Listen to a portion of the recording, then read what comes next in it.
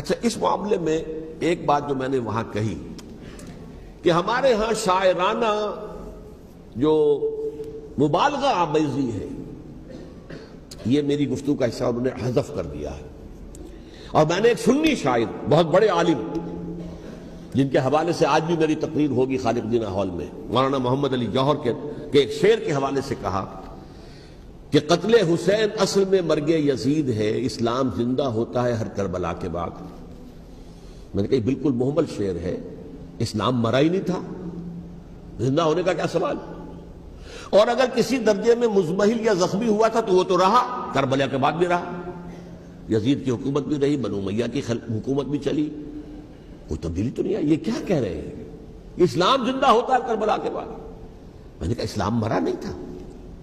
جیسے میں نے یہ کہا کہ ملوکیت جو ہے وہ اب شروع نہیں ہوئی، ملوکیت تو 20 برس پہلے شروع ہو چکی تھی حضرت امیر معاویہ کے. لیکن ظاہر بات ہے کہ حضرت حسن نے، حضرت حسین نے اس کو قبول کیا، اور حضرت حسین نے تو پھر 10 سال تک ولی عہدی جو تھی چاہے بیعت نہیں کی، لیکن اس کے خلاف میدان میں آ کر چیلنج تو نہیں کیا. اس اعتبار سے یہ معاملہ جو ہے اسلام زندہ ہوتا ہے کربلا کے بعد، یہ بے تکی بات ہے. ہاں، حضرت شاہ اسماعیل شہید رحمۃ اللہ علیہ کی اگر میں تشبیہ کو، تمثیل کو سامنے رکھوں تو اسلام کی عمارت 6 منزلہ ہے، 6ٹھی منزل ٹاپ کی وہ گر گئی، 5 منزلیں انٹیکٹ تھیں، اسلام مرا نہیں تھا.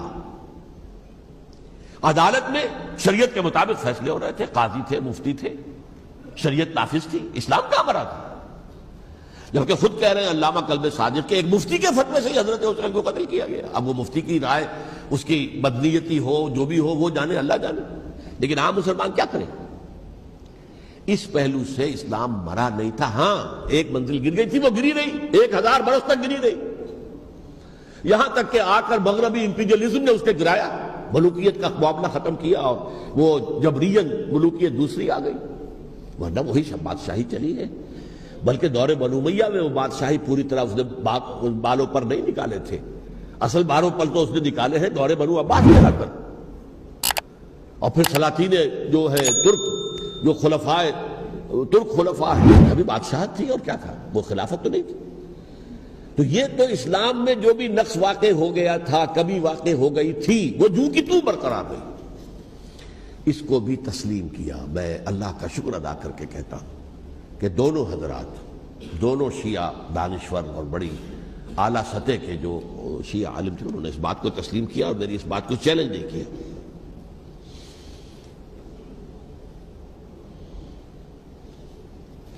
اصل میں تیسری بات میں نے یہ کہی کہ دیکھیے حضرت حسین رضی اللہ تعالی عنہ کی اس شہادت کے بعد،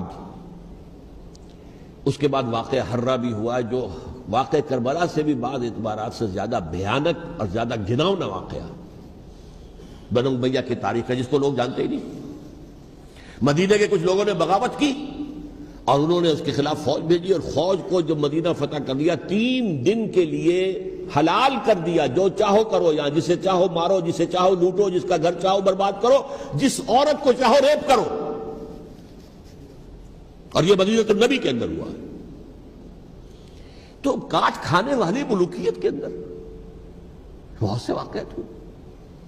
عبداللہ ابن زبیر کھڑے ہوئے، انہوں نے حکومت قائم کی تھی، لیکن یہ کہ وہ تو 6 سال کے لیے کامیاب بھی رہے، ایک حکومت قائم کی، بنو امیہ کے ہاتھ پر بیعت نہیں کی، بالآخر ان کی حکومت بھی ختم ہو گئی. پھر حضرت زید کھڑے ہوئے، انہوں نے بغاوت کی، وہ بھی ناکام رہ گئے. پھر بنو عباس میں کھڑے ہوئے حضرت نفس زکیہ، حضرت حسن رضی اللہ تعالیٰ عنہ کی اولاد میں سے، وہ بھی ناکام ہو گئے، شہید ہو گئے. پھر یہ سمجھ لیا گیا کہ اب یہ جہاں تک 6ٹھی منزل ہے وہ تو دوبارہ تعمیر نہیں ہو سکتی. یہ تو جس کی لاٹھی اس کی بھینس، جس کے پاس طاقت ہوگی اس کی حکومت ہوگی، جس کا قبیلہ زیادہ قوی ہوگا، جس قبیلے میں زیادہ عصبیت ہوگی، مضبوط ہوگا، متحد ہوگا، طاقتور ہوگا، اسی کی حکومت ہوگی. البتہ اس کے نیچے لوگوں کے اخلاق کی اصلاح کرو. صوفیاء کرام نے وہ کام اپنے ذمہ لیا، اور بالکل وہی کام ہے کہ جو ائمہ اہل بیت کرتے رہے. حضرت حسن کی اولاد میں پھر حضرت علی بن حسین رضی اللہ تعالی، حضرت حسین کی اولاد میں پھر امام محمد باقر، امام محمد جعفر صادق، اور اس کے بعد بھی 5 اور. کسی نے بغاوت نہیں کی. جیسے علماء کرام کام کر رہے تھے، اور جیسے صوفیاء کرام کام کر رہے تھے ایسے ہی وہ مسلمانوں کی علمی تربیت، روحانی تربیت و تزکیہ کر رہے تھے. کسی نے حکومت کو چیلنج نہیں کیا. نوٹ کر لیجیے اس بات کو. حضرت علی نے بھی چیلنج نہیں کیا تھا، حضرت حسن نے چیلنج نہیں کیا، خود صلح کر لی. تو ائمہ اہل بیت جو 12 یہ گنتے ہیں، جن میں سے آخری جو ہے حضرت مہدی کو تو ابھی ظاہر ہونا ہے، ان کے عقیدے کے مطابق وہ روح پوش ہیں، وہ ظاہر ہوں گے. لیکن 11 حضرات کے بارے میں یہ کہ حضرت حسین کے سوا کسی نے بھی چیلنج نہیں کیا وقت کے نظام میں. اور حضرت حسین نے بھی اس مغالطے پر کیا کہ کوفی ساتھ دیں گے، اور یہ موقع ہے کہ یہ جو 6ٹھی منزل اسلام کی گر گئی ہے اسے دوبارہ تعمیر کر دیا جائے. انہوں نے خلافت کا دعویٰ نہیں کیا تھا، یہ انہیں عوام کو مغالطے میں مبتلا کیا گیا کہ یہ خلافت کا مدعی ہو کر سامنے آیا. جیسا کہ میں نے آپ سے کہا تھا، امیر معاویہ نے حضرت علی کے عہد خلافت میں کبھی خلافت کا دعویٰ نہیں کیا. مدعی خلافت نہیں تھے وہ تو یہ کہتے تھے کہ قاتلان حسین جو ہے، قاتلان عثمان کو سزا دو، قصاص دو، بس. اسی طرح حضرت حسین نے بھی. اب دیکھیے اس ضمن میں اس میں کوئی شک نہیں ہے، حضرت حسین رضی اللہ تعالی عنہ کی جو شہادت ہوئی ہے اور ان کے ساتھیوں کی، اعزاء و اقارب کی،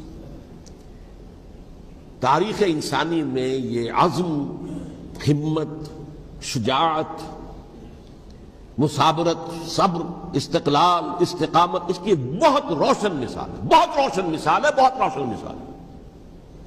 لیکن اس سے تاریخ کی رفتار پر کوئی اثر نہیں پڑا. وہ جو ملوکیت آ گئی تھی وہ اور گہری سے گہری ہوتی چلی گئی. واقعہ کربلا کے بعد تو واقعہ ہررا ہوا، میں نے گنوا دیا آپ کو. اس سے زیادہ تو میرے خیال میں کہ اور ہمارے لیے لائق شرم جو ہے کوئی واقعہ ہے ہی نہیں.